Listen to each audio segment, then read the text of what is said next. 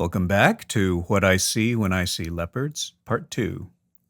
So, Chapter 2 of the novel is titled Dono Fugata, August 1860. Dono Fugata refers to a town in the country where the prince has a palace. It's a summer home to get away from the heat of Palermo.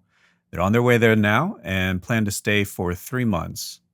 I remember how shocked I was when I first learned that Dono Fugata was not a real place. Nor is Argivocale, the estate that we saw in the last chapter. In fact, Prince of Salina is not even a real title. I do understand how fiction works, but there's just something so convincing about this world that it took me a while to accept that these were Lampedusa's inventions. This section starts with a character that shouts, "The trees, the trees." So they've been traveling across an incredibly dry stretch of land. They've been traveling for days, and now their journey is in the final hours. There's a well here where they can wash up, and there's shade where they can have a picnic. The novel describes how all were dust to the eyebrows, lips, or pigtails. But amid this dirt, Tancredi's elegant spruceness stood out all the more. He had traveled on horseback, and reaching the farm half an hour before the carriages, had time to shake off dust, brush up, and change his white cravat. While drawing some water from that well of many uses, he had glanced for a second into the mirror of the bucket and found himself in good order, with the black patch over his right eye, now more reminiscent than protective, of a wound received 3 months before in the fighting at Palermo, with that other dark blue eye, which seemed to have assumed the task of expressing enough sly gaiety for its mate in temporary eclipse, and with, above his cravat, a scarlet thread alluding discreetly to the red shirt he had once worn. He helped the princess to alight, dusted the prince's top hat with his sleeve, distributed sweets to his girl cousins and quips to the boys, almost genuflected before the Jesuit, returned the passionate hugs of Bendico, consoled Mademoiselle Dompré, laughed at all, and chanted all. I love how much we learn about Tancredi from this passage. He has an energy and a vanity that distinguishes him from the rest of the family.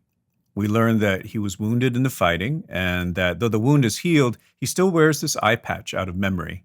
Perhaps for his own memory, perhaps to spur the memory of others. We learn that he no longer wears the red shirt of Garibaldi.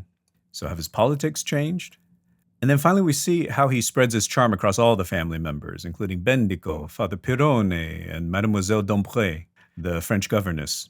I haven't said much about Mademoiselle Dompré, as she doesn't have the deepest role to play. She's often there just to spout a few French phrases for comic relief. They get back on the road, and as they travel, we follow the prince's thoughts into flashback to learn how they got to this moment. He's happy to be getting away from Palermo and the nonstop Garibaldi fever that one encounters there. For all the slogans of revolution, though, it seems the old police have simply become the new police, and in the end, Villa Salina didn't see a single gunshot. There was a visit from one of Garibaldi's generals and his small entourage, but that was announced to the family by Tancredi, who's been newly promoted to captain. The general had wanted to visit the villa to see the frescoes painted on the ceiling, and the visit went well enough that the military men were invited back to dinner. So, for all the fighting and political excitement, some key things do seem to stay the same. Here the prince is still shown deference and respect by one of Garibaldi's generals. It does help that the general is an aristocrat himself. And the prince is able to parlay this new acquaintance into political favors. First, there's been an order expelling Jesuit priests, but the general helps him get an exception for Father Pirone. More importantly, he helps them obtain permits to be able to travel to Dono Fugata. But very colorfully, Lampedusa also describes other permissions they had to obtain through negotiations ending in smiles, hand clasps, and the tinkle of coin. So the prince is still very effective in making arrangements and has the power to navigate this new system. As they're about to reach Dono Fugata, Tancredi's mischievous face appeared at the carriage windowsill. "Uncle, aunt, get ready. In 5 minutes we'll be there." Tancredi was too tactful to precede the prince into the town. He slowed his horse to a walk and proceeded in silence beside the leading carriage. This behavior of Tancredi, it seems a small thing, but it's really a key to understanding why the prince loves him. Tancredi has energy, but he doesn't let it carry him beyond the point of propriety. He can be a captain for Garibaldi one day and not have it impact his aristocratic tact the next day. As they enter the town, they're greeted by a municipal band and a crowd of people. And among the crowd receiving them are Sedara, the mayor, and he's wearing this tricolor sash celebrating the new Italy. And also there is the prince's hunting companion, Don Ciccio. One of the reasons the prince has so been looking forward to the return to Donofugata is that it's a town that's still steeped in feudal feeling. The poor of Donofugata really did have a certain affection for their tolerant lord, who so often forgot to ask for their little rents of kind or money. Also, used as they were to seeing the bewhiskered leopard on the palace facade, on the church front, above the Baroque fountains, on the Maiolica tiles in their houses, they were glad to set eyes now on the real animal in naked trousers, distributing friendly shakes of the paw to all, his features amiably wreathed in feline smiles. A tradition says that the family must visit the church before going to their palace. In Tancredi escorting Concetta to church, there's this observation about Concetta being affected by the dutiful young man's strong pressure on her arm, though its only purpose, alas, was to save her from potholes and ruts. So much feeling comes through in that one small detail. As they leave the church, the prince and princess invite the mayor and his wife to dinner, along with Don Ciccio and others. Here we learn that the mayor doesn't find his wife presentable in public. He doesn't say this, of course. He makes an excuse for her. But then he says, "If your excellencies will allow, I'll bring along my daughter Angelica, who's been talking for the past month of nothing but her longing to be presented to you now that she's grown up." The prince agrees, and then in this flow of good feeling says to everyone else, "And after dinner at 9 o'clock, we shall be happy to see all our friends." And Lampedusa's description of what follows is very funny. For a long time, Donofugata commented on these last words, and the prince, who had found Donofugata unchanged, was found very much changed himself, for never would he have issued so cordial an invitation. And from that moment, invisibly, began the decline of his prestige. He gets a little carried away with the change, and like the noble in Tolstoy's Resurrection, the effect among the masses is unexpected and suspicious, and a decrease in estimation. When the prince arrives at his palace, he's met by his steward Rotolo. There's a wonderful description of Rotolo and why he meets the prince a mere 2 steps before the palace gate. Educated under the rigid rule of Princess Carolina, he considered the vulgus as non-existent and the prince as resident abroad until the moment when he crossed the threshold of his own palace. One other key description. Rotolo was one of the rare persons held in esteem by the prince, and perhaps the only one who had never cheated him.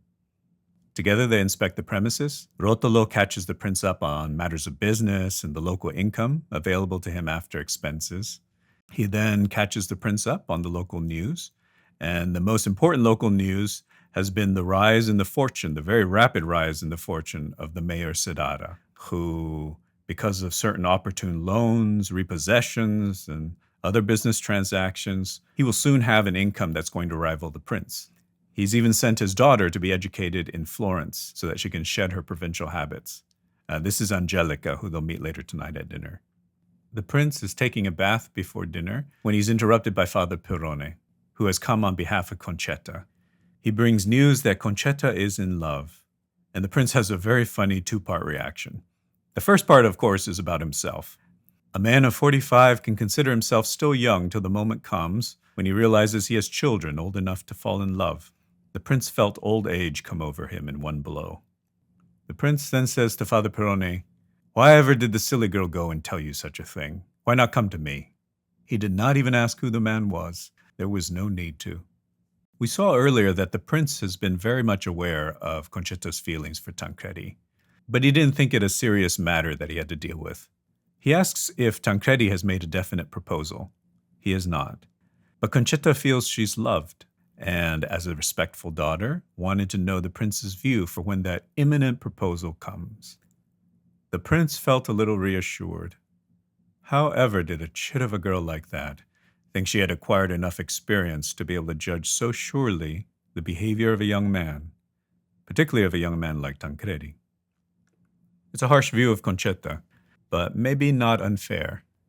Yes, the prince was very fond of this daughter of his, but he was even fonder of his nephew, conquered forever by the youth's affectionate chaff. He had begun during the last few months to admire his intelligence, too. that quick adaptability, that worldly penetration, that innate artistic subtlety with which he could use the demagogic terms then in fashion, while hinting to initiates that for him, the Prince of Falconeri, it was only a momentary pastime. All this amused Don Fabrizio, and in people of his character and standing, the fact of being amused makes up 4/5 of affection. Tancredi, he considered, had a great future. He could be the standard-bearer of a counterattack, which the nobility, under changed trappings, could launch against the new social state. So we've had all these hints of what Tancredi means to the prince, and now this passage comes along and just spells it out so clearly. And next to Tancredi, would Concetta, with all those passive virtues of hers, be capable of helping an ambitious and brilliant husband to climb the slippery slopes of the new society? Timid, reserved, bashful as she was, wouldn't she always remain just the pretty schoolgirl she was now, a leaden weight on her husband's feet? So, this mismatch in character, as well as the mismatch in dowry for what Tancredi will need for his ambitions, rules out this coupling in the prince's eyes. Then he throws in this assessment of love. Love. Of course, love. Flames for a year, ashes for 30. He knew what love was. Anyway, Tancredi would always find women falling for him like ripe pears. So that's a lot to take in. It can be seen as shrewd, it can be seen as cynical, and as the novel proceeds, we'll get to see how much of this turns out to be accurate. But for the moment, he doesn't see Concetta as a match for Tancredi in temperament or income. And the young overestimate love. And Tancredi will end up having many affairs like the prince himself. The prince then hears a funeral bell. Someone has recently died, and he envies them. Lucky person, with no worries now about daughters, dowries, and political careers. The novel has a really wonderful, if sometimes dark, sense of humor. Later, the prince is in his garden, lost in thought. Tancredi finds him and teases him for staring at the naked statues, and says they should go look at the peach trees instead. These were recently grafted from German cuttings, and the fruit is almost ripe. They head to dinner, where one of the prince's sons bursts in to exclaim, "Papa, Don Calogero is just coming up the stairs, in tails." So the Don Calogero he's referring to is Sadara, the mayor. And recall that he's part of this class of people whose wealth is rapidly rising. And the prince, when he's at Donna Fugata, he doesn't dress formally for dinner. And he does this to put his country guests at ease, as they may not possess formal wear. Tancredi laughs when he hears this. No laugh, though, came from the prince, on whom one might say this news had more effect than the bulletin about Garibaldi's landing at Marsala. That had been an event not only foreseen, but also distant and invisible. Now, with his sensibility to presages and symbols, he saw revolution in that white tie and 2 black tails, moving at this moment up the stairs of his own home. Not only was he, the prince, no longer the major landowner in Donna Fugata, but he now found himself forced to receive, when in afternoon dress himself, a guest appearing in evening clothes. The prince feels relief when he sees how badly tailored Sadara's tailcoat is. A few minutes later, his daughter Angelica arrives. The first impression was of dazed surprise. The Selina family all stood there with breath taken away. Tancredi could even feel the veins pulsing in his temples. She's a beauty, and this makes for an awkward dinner where Tancredi is seated between Angelica and Concetta. A short detour here to appreciate the first course. The burnished gold of the crust, the fragrance of sugar and cinnamon they exuded, were but preludes to the delights released from the interior when the knife broke the crust. First came a spice-laden haze, then chicken livers, hard-boiled eggs, sliced ham, chicken and truffles and masses of piping hot, glistening macaroni, to which the meat juice gave an exquisite hue of suede. All were calm and contented, all except Concetta. She had, of course, embraced and kissed Angelica, told her not to use the formal third person, and insisted on the familiar tu of their infancy. But under her pale blue bodice, her heart was being torn to shreds. The violent Selina blood came surging up in her, and beneath a smooth forehead she found herself brooding over daydreams of poisoning. After dinner, Angelica asked Tancredi to tell some of his battle stories. He tells one where he and his comrades used a beam from a shelled house to break down the door of a convent. They found a group of old nuns crouching around the altar, afraid what was about to happen to them at the hands of these excited young men. One of the soldiers yells, "Nothing doing, sisters. We've other things to think of. But we'll be back when you've some novices." Angelica laughs and says, "What fine lads you must have been. How I wish I'd been with you." To which Tancredi responds, "Had you been there, signorina, we'd have had no need to wait for novices." Now, Angelica had heard a lot of coarse talk at home, but this was the first time, and not the last, when she found herself the object of a sexual innuendo. The novelty of it pleased her. Her laughter went up a tone, became strident. Well, Concetta is not going to let that go. "Tancredi, one tells nasty tales like that to a confessor, not to young ladies at table. Anyway, when I'm there." And she leaves. Funny enough, the next day, the family goes to visit another convent, the Convent of the Holy Cross. The prince, because one of his relatives founded the place, is one of only 2 men allowed inside, the other being the king.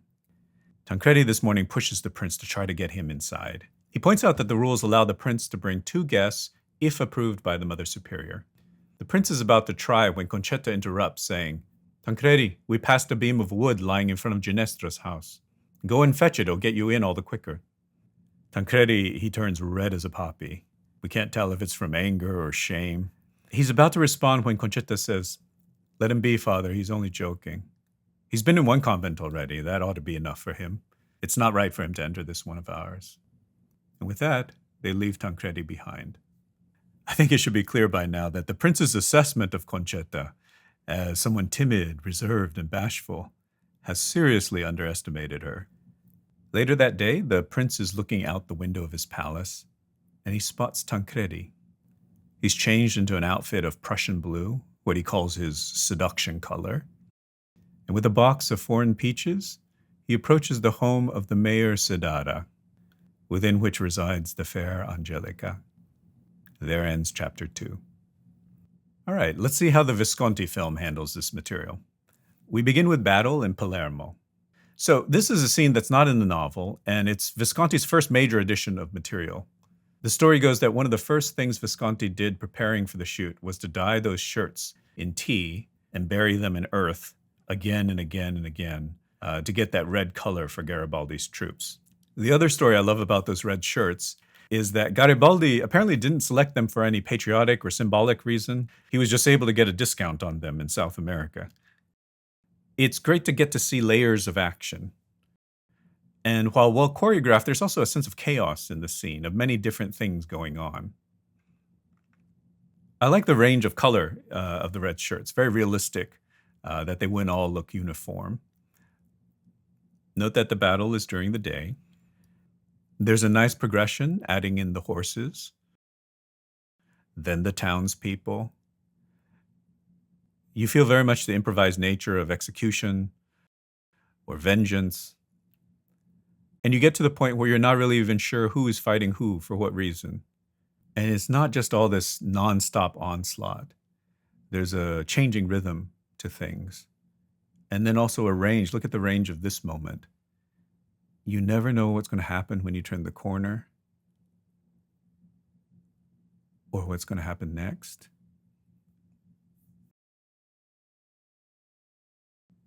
So it's a beautifully staged battle, and you learn a lot about the very different type of people who are participating.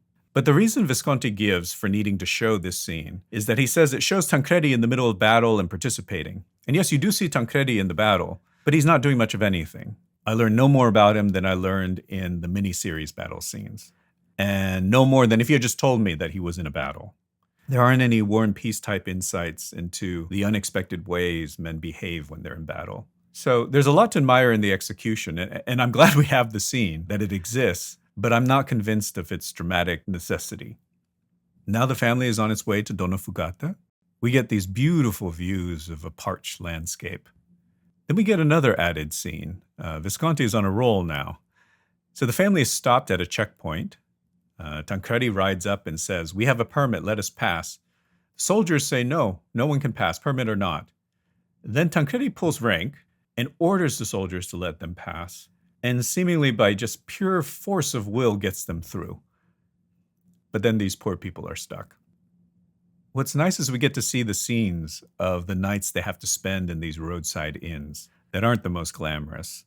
We get to see them between the palaces.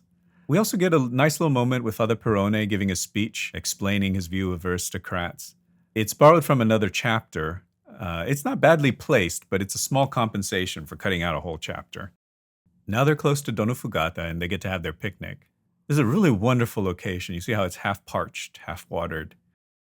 It's refreshing to finally have some water. And this moment with Tancredi and Concetta at the well is beautiful. They don't say a thing of consequence, you know. Tancredi just offers her his handkerchief to freshen up. He freshens up his horse. The way Concetta puts that handkerchief to her face, like it's the hand of Tancredi himself.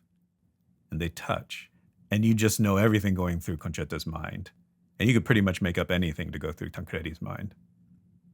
During the picnic, we get the flashback to the general coming to Villa Selina to see the frescoes.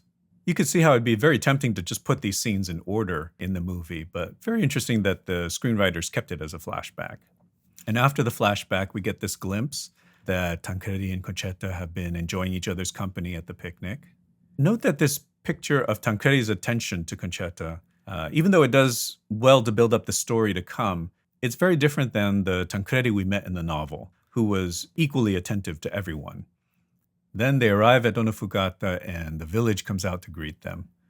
Apparently this whole facade for the town, the production team built.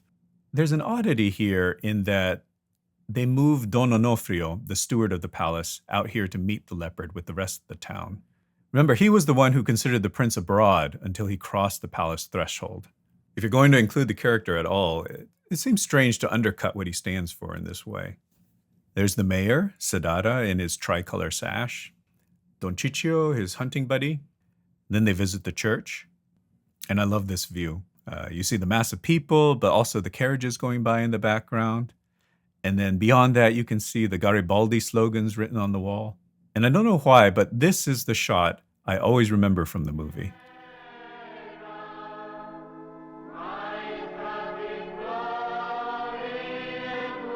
You know, it has no dramatic consequence whatsoever. They're just dusty after their travels.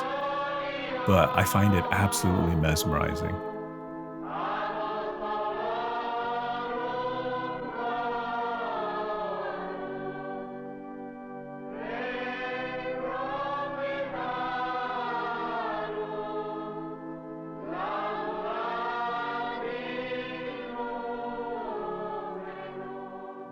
Father Perrone tells the prince the news that Concetta is in love. And the scene plays out pretty much like in the book. The film allows the prince to say some things out loud that appear as internal thoughts in the novel. We get the news that Sadara has arrived in Tales. There he is, nothing to worry about. So this is a wonderful tracking shot with Sadara that tells you so much about what a process entering a palace room is. So many different sections, so many people you have to navigate. Concetta and Tancredi enjoy a moment. Then we have Angelica's entrance.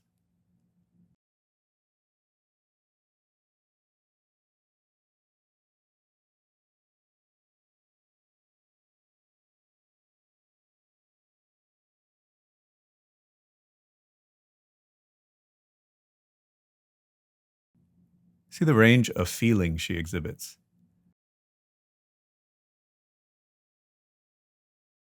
And notice how different her entrance is from her father's.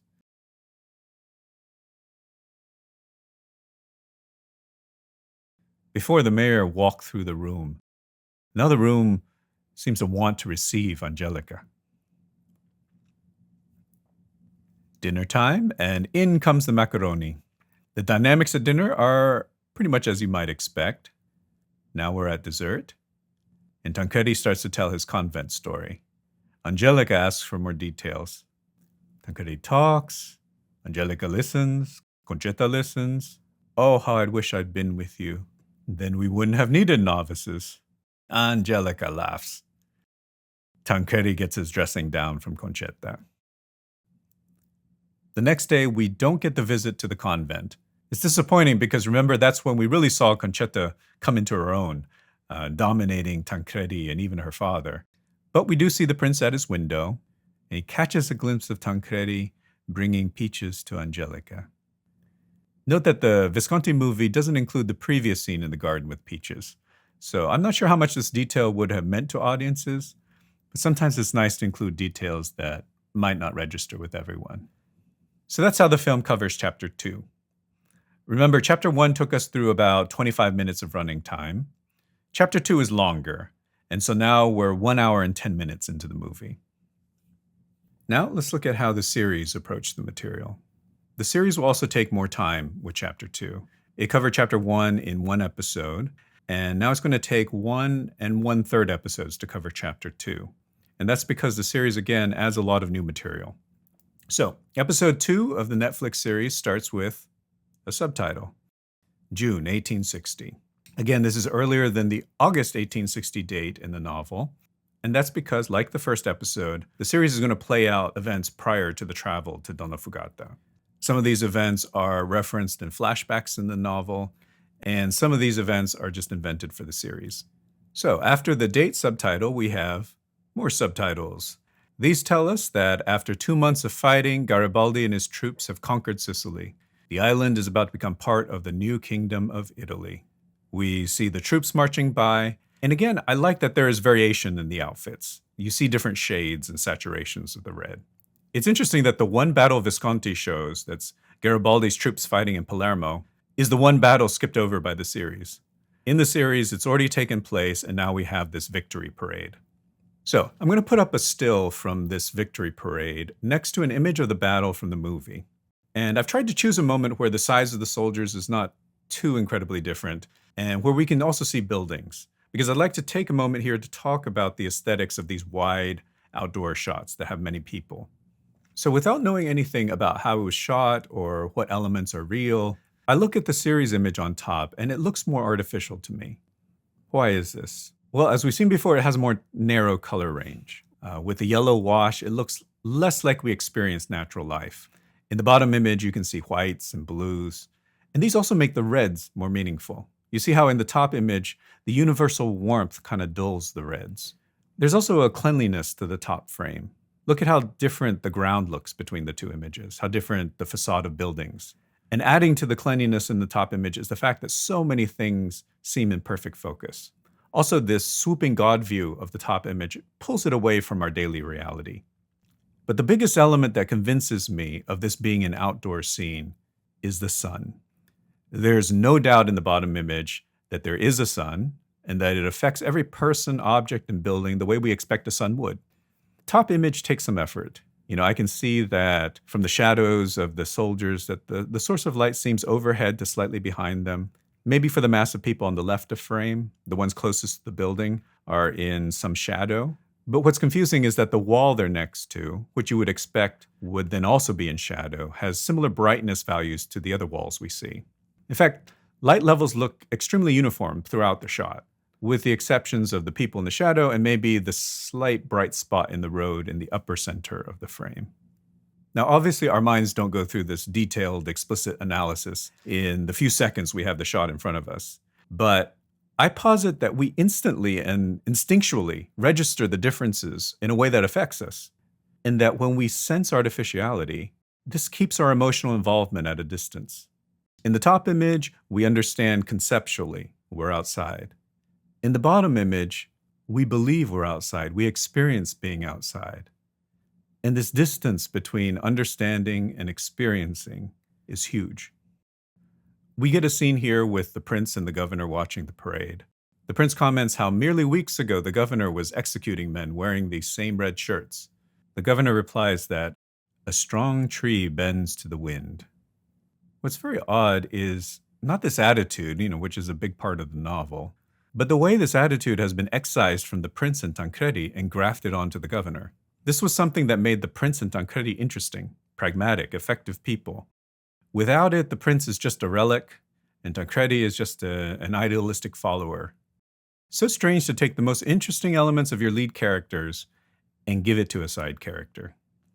The prince asks the governor about a permit to travel to Donna Fugata, And the governor responds that he no longer has that authority, that it belongs to this guy, Garibaldi. Also in the parade is Tancredi, and his cousins are very excited to see him, especially this cousin. Tancredi introduces the prince to Colonel Bombello, who potentially can help with permits. They launch into an instant power struggle. The prince saying, "This is my island." Bombello saying, "This is my city." But for some reason, they still show up as guests at Villa Salina. When Bombello sees Concetta, he's instantly smitten.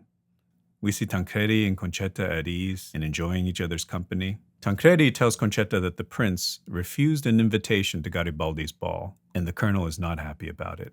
Walking through, the colonel just happens to notice the frescoes. He points out Janus, the god of passages. Chapter 1 did describe a lot of the gods in the frescoes, but I don't believe Janus was one of them. But it is a very nice touch for the series to invoke him here. The prince says, "If you think these are something, you should see the frescoes at Donna Fugata."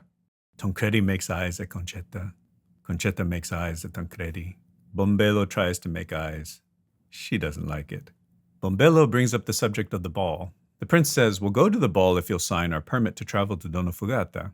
Bombello is offended and leaves. And the prince shows up at the ball anyway. Now, I won't discuss the aesthetics of the ball here because you'll see that this is an added ball scene. It wasn't in the novel, it wasn't in the Visconti. And there's a much more famous ball scene that comes later in the story. In fact, there's a whole chapter dedicated to it, and Visconti's film dedicates 45 minutes to it. This added ball scene is a bit of an oddity. Tancredi is a noble, Bombello is a noble, but neither of them seems to know how a ball works. It can only be saved by the dancing talents of the Salina family. The prince spends the night preventing Bombello from dancing with Concetta. In the end, he will allow the two to dance if Bombello gets him that permit. Bombello agrees. It is a very elaborate scene, only to turn the prince into a pimp. Now they're on their way to Donna Fugata. Look at the difference in landscape photography between the series and the film. You see how you can feel the parched earth without turning the scene Martian. They come to a roadblock. Recall how the novel said that the permit was not enough. Recall how the film had the soldiers refuse passage even with the permit. Here, Tancredi just shows the permit and everything's fine. The series also finds a way to show the landscape divided between parched and watered. And it's a pretty nice shot, especially as the color is more balanced than usual. See how we have some white points and blues? While they're stopped for the picnic, Concetta and Tancredi get away for a little talk. At first, it's just small talk, but then Tancredi tells Concetta not to go back to the convent, that they could run away together. Concetta says she could talk to her father. Tancredi says no, the prince would have him shot. Concetta says, "Sorry, Tancredi, I can't elope with you." While I can understand Concetta's side of the conversation, notice how different this Tancredi is than the Tancredi of the novel. Ready to take Concetta away without even telling the prince. Recall the incredible tact of Tancredi in the novel. We are so far away from that. And also, see how the story loses so much of its core if there's no real connection between the prince and Tancredi. So, this is a very consequential scene, and I'd like to watch it with you, paying close attention to the coverage. And when I speak about coverage, what I'm talking about is the type of shot used to convey information in the scene. There are a lot of different ways we can classify shots, but for our discussion here, we're going to keep it very simple. And I'm going to classify these shots based on how many actors' faces I can see. So there's 2 actors in the scene, so that means the shot can either be a 0 shot, no actors' faces, a single shot, 1 actor's face, or a 2 shot. Here we go. At the top here, I can't really make out their faces, so I'm going to call this a 0 shot. Then we have a single,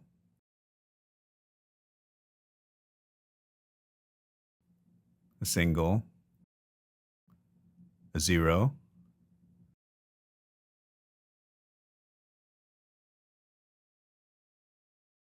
a single,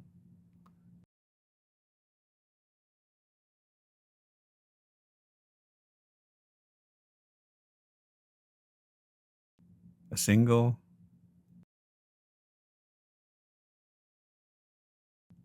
a single,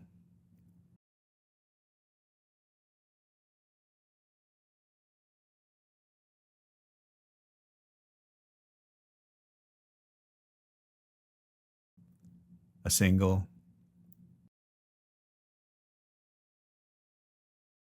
a single,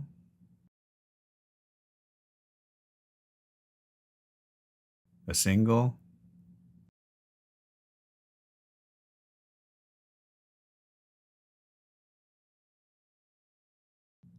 a single, a zero,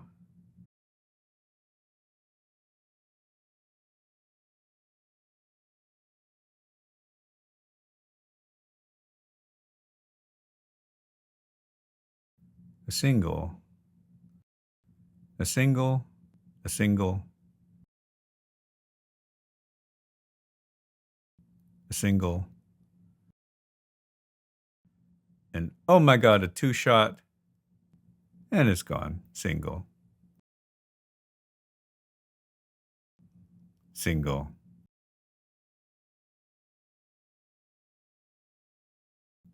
single,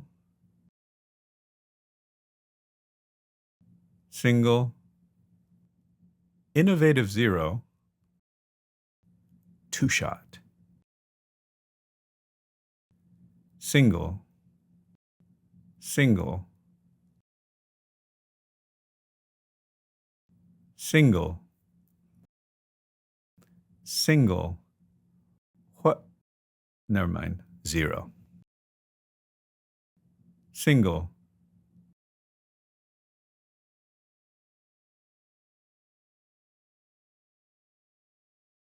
single, single, zero.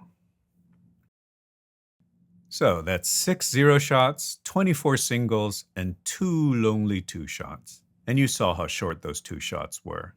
Now, this tally of shots is not unusual for this type of scene in contemporary film and television. Directors and editors, they often prefer to have the single because it gives them more control over the rhythm of a scene and they're able to more easily mix and match different takes. But sometimes it's good for actors to be in control of the rhythm. The rhythm of thinking can be very different than the rhythm of speaking. And there is as much thinking as speaking in this scene. And we lose a lot of it in the isolation of a single. Now, there's nothing wrong with the single. It can sometimes carry a lot of information, for example, in the body language of the actor whose face you don't see. But that's not the case in this scene. And there's nothing naturally virtuous about a two shot. But for this scene, see how much more information comes across when we see something like this. Big things are being discussed. And it would be wonderful to see how those ideas evolve in both of the characters simultaneously. And if you're talking about a scene of push and pull like this, you want to feel that air between the actors.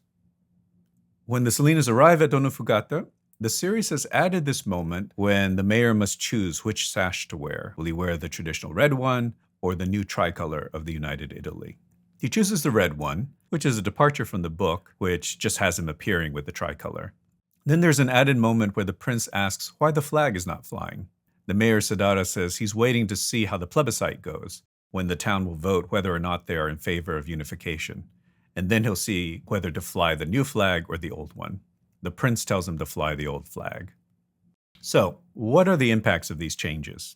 On the mayor's part, it shows that he may be unwilling to offend the prince with his visible support of Garibaldi. Remember, we saw the Garibaldi slogans in Donna Fugata in the movie, but they're none in the series.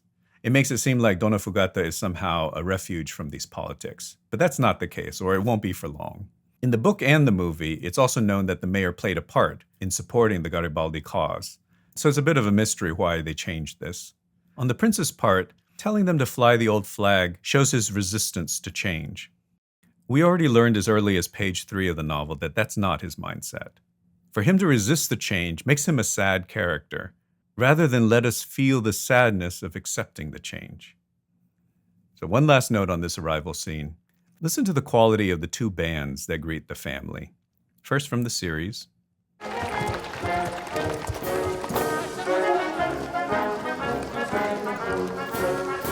Then from the movie.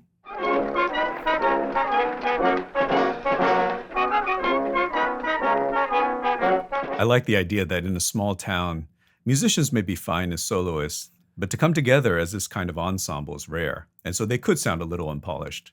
In the series, we skip the tradition of going to church and go straight to the palace. And here we see Tancredi's wound. Recall that the wound was 3 months ago, and that in the novel, Tancredi does still wear the eye patch at this point, but not because he needs it for protective reasons. And whether he wears it because he needs it or he's wearing it for show, these things say very different things about the person.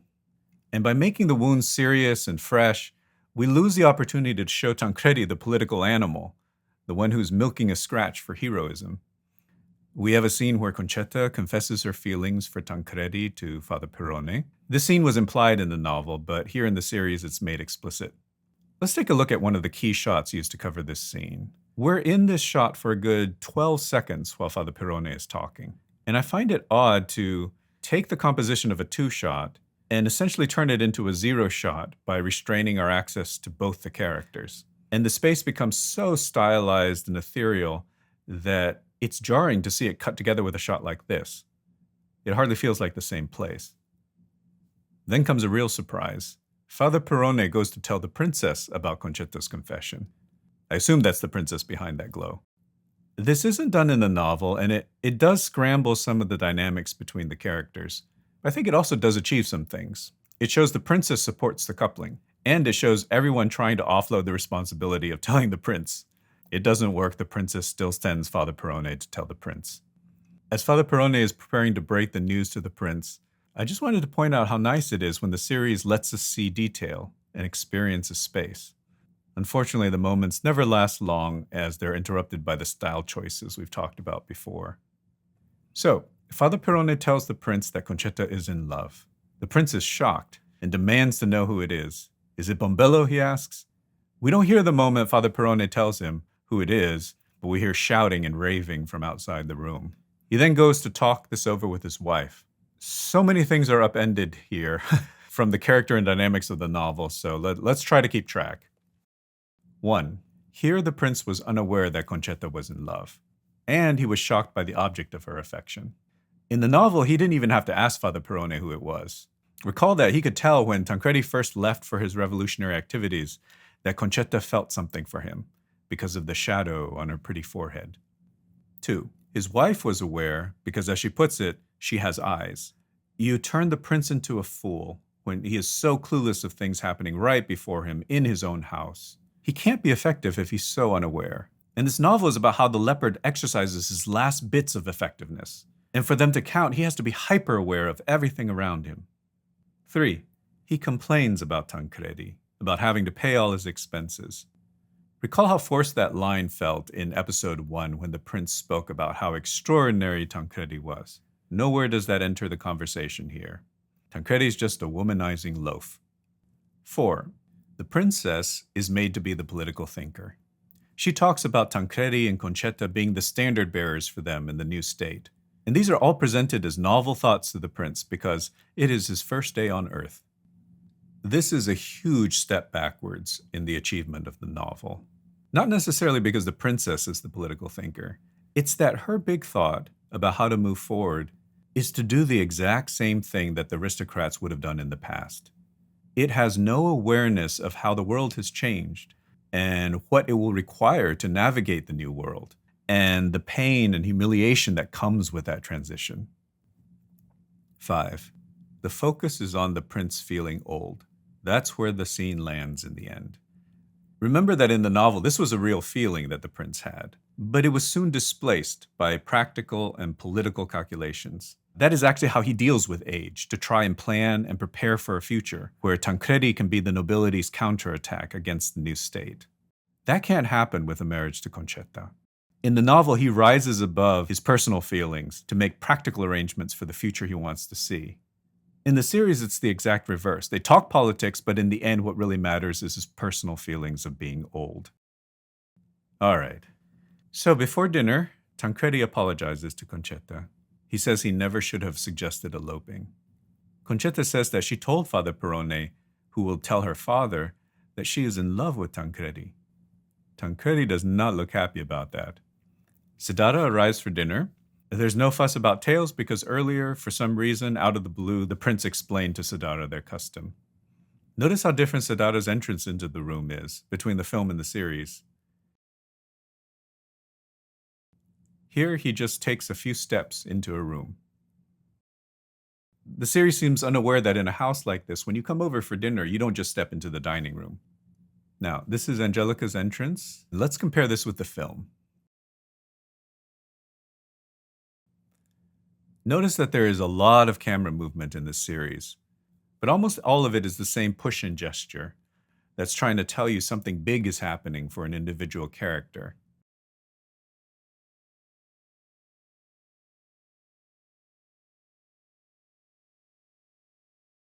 See how Angelica's walk in the series is devoid of key characters responding to her within her shot. We don't get much from her father, nothing really from the servants, but those are the only people we see in her shot. The film has so many other people in Angelica's shot and moves them so effectively to elevate the moment. And with Angelica's entrance, episode 2 of the series comes to an end. Episode 3 starts with a title. We are in Donofugata 20 years earlier. It shows a young, poor Sadara, before his rise to mayor, paying a pittance as dowry for his wife. They get married. Angelica is born into a family impoverished by their candle addiction, a family so poor they can only afford 2 colors.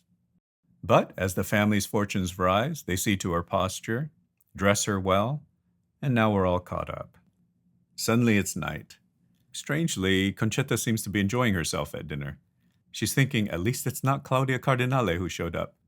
Angelica doesn't seem to be enjoying herself so much. But then her father gives her a cue, and she goes into action and talks to Tancredi. But before we get too deep into that, let's look at this table. It is surprisingly sparse, and people are seated so far away from each other. See how dead the upper image is relative to the lower image. In the upper image, a lot of the room is also sunk into darkness, and large sections of the frames are just a uniform fabric. When Tancredi tells his story about the nuns, no one seems particularly interested. Note that in this version of the scene, Angelica does not say she wishes she had been there. Tancredi just offers that if she were there, it would have taken a battalion of people to pull the soldiers off of her. Note that this line is delivered in this angle, where we can't see Angelica's reaction. We then literally go through 10 seconds of everyone else reacting,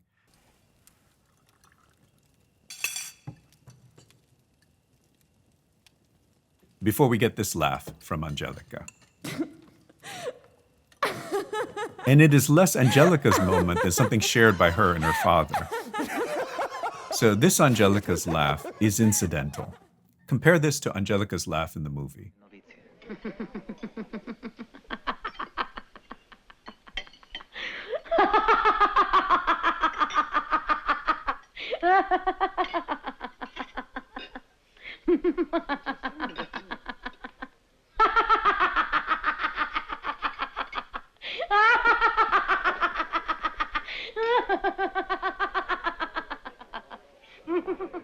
The story goes that Visconti had to really push Claudia Cardinale to go so far with the laugh. But it dominates the scene the way it should, the way her entrance dominated the previous scene. And even more importantly, throughout the night there has to be electricity in the room between Tancredi and Angelica. Other than the moment of the laugh, these are the only other 2 shots of Tancredi and Angelica in the series for this scene. In the movie, you get something like this. The book describes a euphoria all around the table, that they ate without thinking of anything, and without realizing that the food seemed so delicious because sensuality was circulating in the house. After dinner, the prince asks Tancredi, "What's going on between you and Concetta?" Tancredi says he doesn't know, but he's leaving. The next day we have the scene at the convent, and with Tancredi gone, we don't have that moment where Concetta dresses him down and prevents him from entering. Later on in the novel, this will be seen as a moment of great consequence. And remember how much it changed our immediate perception of Concetta. She shows herself able to dominate both Tancredi and her father, but we don't have that moment in the series, and the film did away with the convent scenes altogether. What we're left with in the convent scene is odd and inattentive to how a place like this would operate. We begin the scene with the improbable act of the Mother Superior answering the door. We then get to the crux of why this scene still remains in the series. It gives the leopard a chance to notice that, hey, there are these new benches, that part of the roof has been repaired, the fountain's working again. He asks who paid for all of this, and the Mother Superior says, well, the mayor has. Then he learns the greatest insult, that the Mother Superior has allowed the mayor into the convent. Recall that entering the convent was a privilege allowed only to 2 men, the prince, as the descendant of the founder of the convent, and the king. When I first watched this scene, I had trouble understanding why the adaptation choices disturbed me so much. Sacrificing character for a little dramatic moment. Okay, we've been there before in this series. And at least here it's with the Mother Superior. It's not as consequential as upending Tancredi or the Prince. But then I understood what it was that bothered me. The series did not understand the systems of reciprocity that made the old system function. Whether we deem them good or not, fair or not, parts of the old system did function. And understanding how they functioned was one of the great insights of the novel. Recall the delicate balance with Rousseau. He would steal some baskets of lemons, but he would also be loyal in other ways. The prince of the novel navigated this ambiguity and knew how much to ask to maintain the balance. When the family arrives at Donna Fugata, they don't just arrive as demanding lords. They understand they have obligations to the people. Visiting the church before their own palace, that's part of the obligation.